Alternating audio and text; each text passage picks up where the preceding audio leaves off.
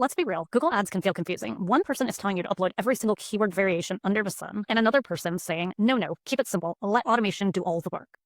And then Google, the platform, is talking about redundant keywords on your recommendations tab. And you're like, okay, but what does that actually mean to me as the advertiser? And more importantly, is it actually hurting my ads account? Welcome to the Google Ad Strategy Hub. I'm Stemen, and I offer one-on-one coaching to small businesses that are trying to DIY their Google Ads accounts. And in my coaching calls, clients are getting increasingly confused about the redundant keywords and the recommendation tab and what it means. That is exactly why I'm breaking it down for you today in this video. Google's whole redundant keyword suggestion warning has gone viral in the PPC world many times, and for good reasons. There are a lot of people that swear by removing keywords and then it made their campaigns cleaner, cheaper, and easier to manage. But if we're being honest, it's also left a lot of advertisers completely confused, especially if you're trying to do this yourselves, because sometimes removing redundant keywords actually hurts the performance of an account. So in this video, I'm going to debunk the whole entire thing for you. Think of this as your crash course video or your cheat sheet in understanding redundant keywords the way Google wants you to think about them versus how they act and actually behave in your campaigns. All right, let's get into it. The heart of it. Here's the truth about redundant keywords. They're not evil. They're just misunderstood. Your account doesn't get actually punished for having duplicates in the account. What actually happens is Google, the platform, it decides which one to show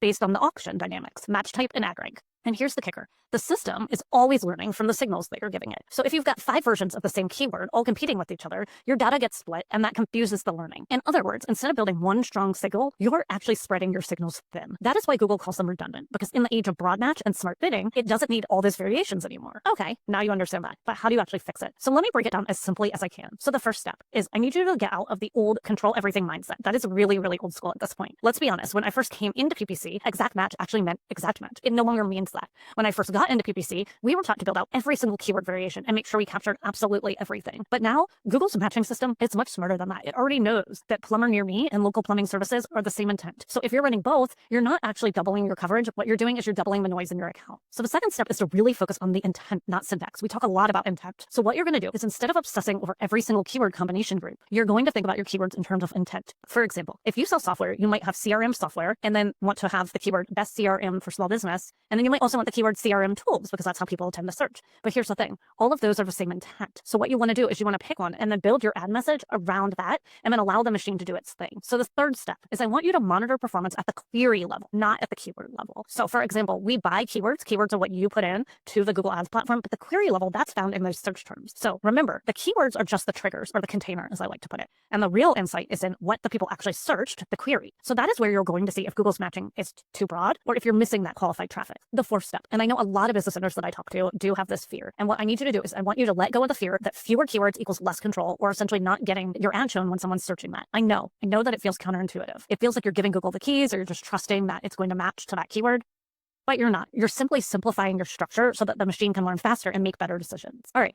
So now that I've told you all the steps, let's talk about why this method actually works. So the first thing is data consolidation. When you have one keyword soaking up all the impressions and all the clicks, the algorithm is going to learn faster because it's going to have more data to deal with. It's going to understand that audience better, and it's going to optimize those bands more intelligently. Because remember, you're using the platform's learnings to be able to do this. No longer are you doing this keyword by keyword like the old days. So think about it like this when you think about data consolidation. Splitting data across 5 keywords, it's a lot like trying to train 5 different athletes with the same half hour of coaching. No one really gets enough attention to improve. So it's sort of like a private lesson, if I may. So the second thing is you're really going to get signal clarity. So smart bidding, it looks at hundreds and hundreds of signals. I actually heard one time, thousands of signals. It looks across time of day, device, user behavior. Google knows what you searched before, what you're searching after. It knows so much more about the user than we could ever know just looking at the ads platform. So when your campaign is clean and organized, Google can accurately read those signals a lot more clearly. When your campaign is cluttered, it's like trying to tune into 5 different radio stations at once.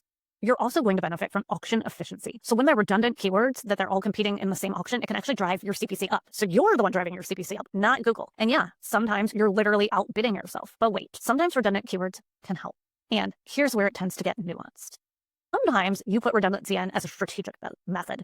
And this is when you're testing different match types with different ad copy or landing pages. But here's the difference. That's not redundancy, that's experimentation. So if you've got segmented campaigns by region, or if you are segmenting your campaigns by messaging, or if you have a feeling that the intent is different and so you want to separate there, duplicates actually can be very, very necessary and helpful for your account. You're looking at which one's serving, which messaging is resonating. It is okay, but again, you're making that deliberate choice. So the point isn't actually to go in and delete every duplicate that you see. It's to understand why that duplicate's there. So Google's warning in the interface, it doesn't know your strategy. It doesn't know that you're testing. It doesn't know that you're trying the broad match over here. What Google's interface sees is 2 things that are the same. So you, as the strategist, are the one that gets to decide if it's intentional or inefficient. This is a complete mindset shift. The formula is really, really simple here, though. It's get out of the old school keyword hoarding that we used to do in the old days, focus on intent clusters, monitor your queries, not just your keywords, and then simplify your structure. That's it. That's all you have to do in 2025.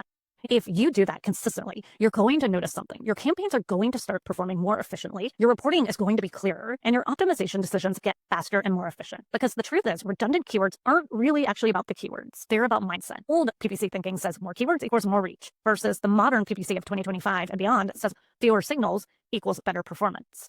When you start to think like that, when you start to truly feel that and stop fighting the platform and start guiding it as a strategist, you're going to start seeing your ads perform better. So don't be afraid to clean house. Just know why you're doing it. Redundant keywords are absolutely not the enemy. It's the confusion that is. And if you like these videos where I take all the complicated Google Ads jargon and I make it actually make sense for you, then hit subscribe, leave a comment, and tell me if you've ever fallen down the keyword rabbit hole of trying to figure out what's going where, because we've all been there. I'll see you in the next video.